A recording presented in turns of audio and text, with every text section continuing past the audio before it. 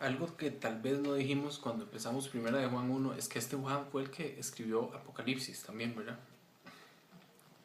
Y hay cosas que se relacionan. Versículo 2: hijitos míos, estas cosas os escribo para que no pequéis. O sea, todo esto que yo les escribo es para que sus vidas sean diferentes, para que ustedes no pequen, para que vivan bien. Y si alguno hubiera pecado, o sea, si alguno ya metió la pata, abogado tenemos para con el Padre, a Jesucristo el justo. Jesús es nuestro abogado.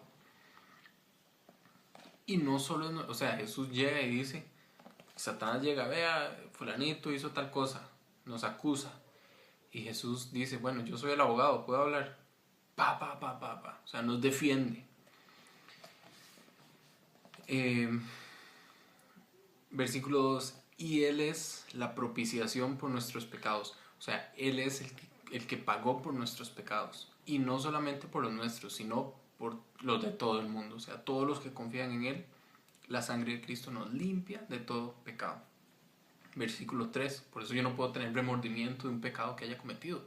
Yo tengo que saber, Jesús pagó por mí. O sea, yo tengo que pedir perdón. Mi responsabilidad es decirle, Padre, perdóname por tal cosa que yo hice. Te pido que las cubras con la sangre de Jesús este pecado. Listo. Está muerto. Ya no cuenta para mí ni para Dios. Versículo 3: aunque tenga consecuencias. David tuvo un pecado tan fuerte que su hijo murió.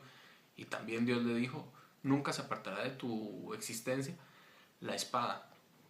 O sea, va a estar en un montón de guerras y va a sufrir un montón por su pecado. Sí, pero Dios lo perdonó. Claro, tuvo esas consecuencias y David vivió tiempos de mucha guerra, pero Dios lo perdonó. Igual nosotros.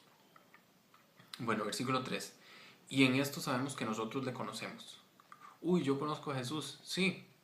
Ok, ¿cómo sé yo que usted conoce a Jesús? En esto conocemos, dice Juan, si guardamos sus mandamientos. La forma en como yo demuestro que conozco a Jesús es mi vida, es cómo guardo sus mandamientos. No puedo decir soy cristiano y no guardar sus mandamientos. Versículo 4. El que dice yo le conozco y no guarda sus mandamientos, el tal es un pajoso y mentiroso, y la verdad no está en él. Pero el que guarda su palabra, o sea, esto guarda su palabra, y nos detenemos aquí un toquecito porque si se lee Deuteronomios y el Antiguo Testamento y en general en toda la Biblia, cuando dice guardar su palabra, es poner por obra la palabra. O sea, es no solo es recibirla y memorizarla, porque para tener guardada la palabra de Dios tengo que tenerla aquí guardada.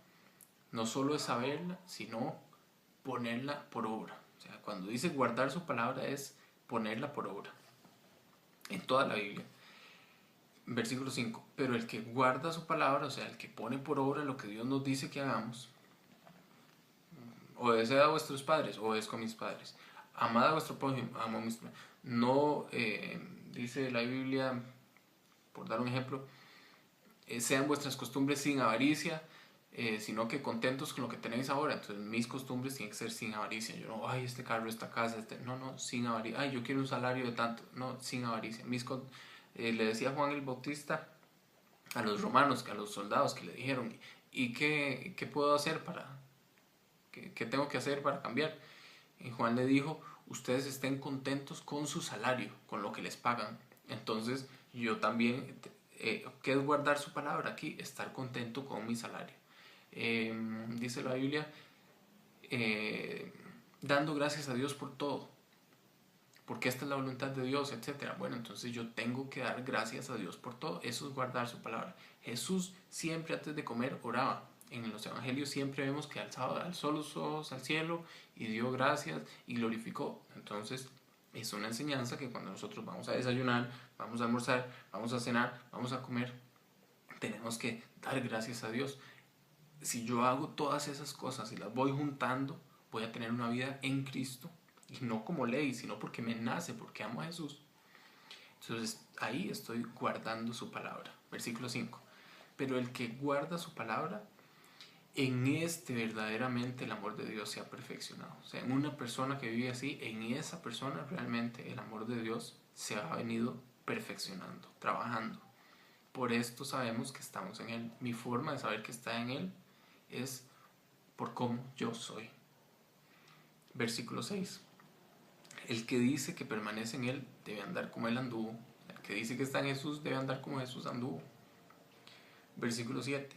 Hermanos, no os escribo mandamiento nuevo, sino el mandamiento antiguo que habéis tenido desde el principio. Este mandamiento antiguo es la palabra que habéis oído desde el principio. Sin embargo, os escribo, no les estoy diciendo cosas nuevas, les estoy recordando lo que ya ustedes saben. Versículo 8. Sin embargo, os escribo un mandamiento nuevo, que es verdadero en él y en vosotros, porque las tinieblas van pasando y la luz verdadera ya alumbra. El que dice que está en la luz, en este versículo 8, sin embargo, os escribo un mandamiento nuevo, que es verdadero en él, que es cierto, y en vosotros, porque las tinieblas van pasando, ya está avanzado el día, ya viene Jesús, ya vamos conociendo más cuál es su voluntad, van pasando y la luz verdadera ya alumbra.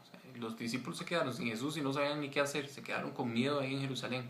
Ya después fueron entendiendo qué es lo que Dios quería que ellos hicieran. Versículo 9. El que dice que está en la luz y aborrece a su hermano está todavía en tinieblas. Si usted dice que está en luz, no puede odiar a nadie, no puede tener enemigos, no puede que, fulanito me cae mal. Un cristiano no puede decir, o no es que no puede decir, no debe sentir que alguien le cae mal.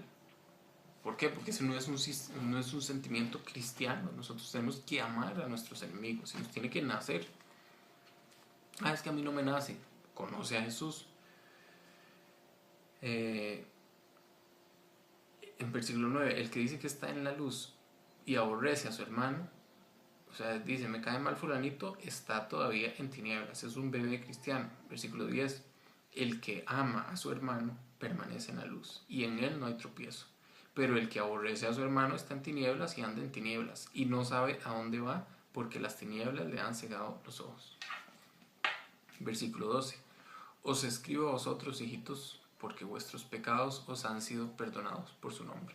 Sus pecados han sido perdonados. Y los míos también en Jesús. Os escribo a vosotros, padres, porque conocéis al que es desde el principio, Jesús. Os escribo a vosotros jóvenes, porque habéis vencido al maligno, habían seguido a Jesús. Os escribo a vosotros, hijitos, porque habéis conocido al Padre. Os he escrito a vosotros, padres, porque habéis conocido al que es desde el principio. Os he escrito a vosotros, jóvenes, porque sois fuertes. Eran jóvenes fuertes a los que les escribía. Y la palabra de Dios permanece en vosotros. Qué duro, la palabra de Dios tiene que permanecer en mí. Y uno dice, yo soy pésimo, a mí no se me pega ningún versículo. Y sí, así somos la mayoría.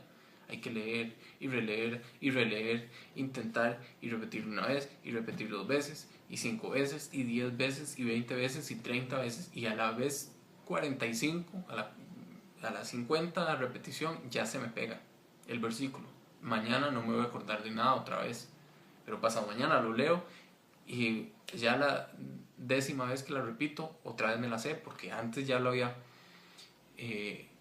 preleído y memorizado y repetido 50 veces. Y ahí se nos olvida, pero la palabra de Dios permanece en nosotros. Nosotros tenemos que tener palabra de Dios. Un cristiano tiene que saberse Biblia. No necesariamente 2 Corintios 5:20. Si lo puede hacer, genial. Hay otros que no tenemos esa facilidad. Pero la palabra de Dios tiene que permanecer en nosotros. Dice en otro lado, la palabra de Cristo mora en abundancia en vosotros. No hay mucho, es claro, la palabra de Cristo tiene que morar en abundancia en nosotros. Bueno, y habéis vencido al maligno. Versículo 15. No améis al mundo. No puedo amar a este mundo, ni las cosas que están en el mundo. Si alguno ama al mundo, el amor del Padre no está en él. El mundo es tan terrible, hay tanta maldad, tanta hipocresía, tanta avaricia, tanta injusticia, que yo no puedo amar un mundo como en el que vivimos. Versículo 16. Porque todo lo que hay en el mundo, los deseos de la carne, los deseos de los ojos, la vanagloria de la vida, no proviene del Padre, sino del mundo. Los deseos de la carne, para un hombre, mujeres, o para una mujer, hombres, Igual los deseos de los ojos, qué bueno este carro, esta comida, este vestido, o sea, la moda, lo que sea.